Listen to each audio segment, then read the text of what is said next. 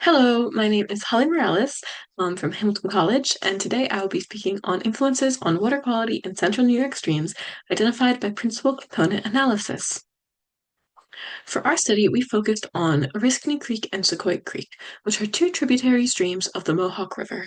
The Mohawk River is an important tributary to the Hudson River, and it is located in central New York.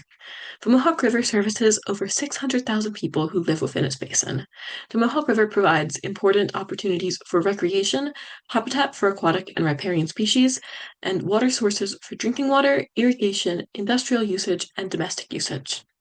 We hope that by studying Oriskany Creek and Sequoia Creek, we can use these two tributaries to better understand the dynamics at play in the greater Mohawk River system. Both Oriskany Creek and Sequoia Creek are located in agriculturally influenced areas, with 49% of Oriskany Creek's land being used for agricultural purposes and 38% of Sequoia Creek's land being used for agricultural purposes. Both basins have predominantly limestone and shale as their bedrocks. Additionally, both basins are impacted by heavy road salting in the winter due to the harsh winters we experience here in central New York. We believe that agriculture, bedrock, and road silting will all contribute to the water quality that we see in these two basins. To get our water quality data, we sampled the surface water of Oriskany Creek and Sequoia Creek across 4 sampling periods in 2024 and 1 sampling period in 2025. During these sampling periods, we visited 23 sites sampled in Oriskany Basin and 24 sites sampled in Sequoia Basin. We also had 1 season of groundwater sampling in 2025, during which we sampled 19 wells. At each site, we took a water sample that we could analyze in the lab, and we also measured pH, specific conductivity, and temperature directly in the field. In the lab, we used these water samples to conduct major ion analysis with an ion chromatograph and to determine stable oxygen and hydrogen isotopes using a Picaro.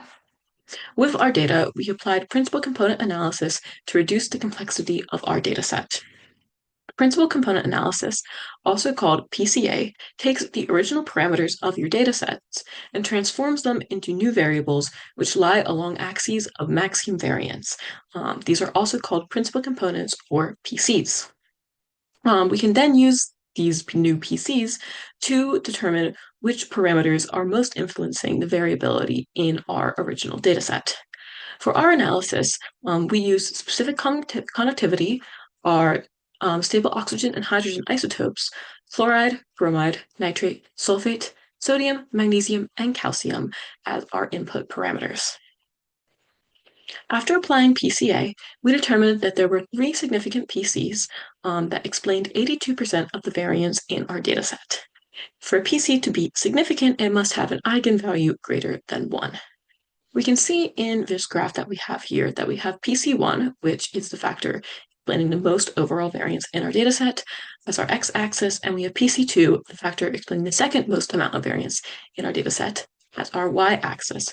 And we can see that our input parameters have split off into 3 distinct groupings.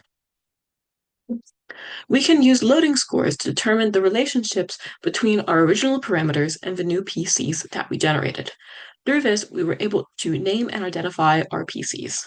For our 3 significant PCs, we have the salinity factor, bedrock factor, and isotopic factor. PC1, or the salinity factor, exhibits weak positive loadings on specific conductivity, chloride, bromide, and sodium. All 3 of these ions are related to different sources of salinity, whether that be from road salt or other sources.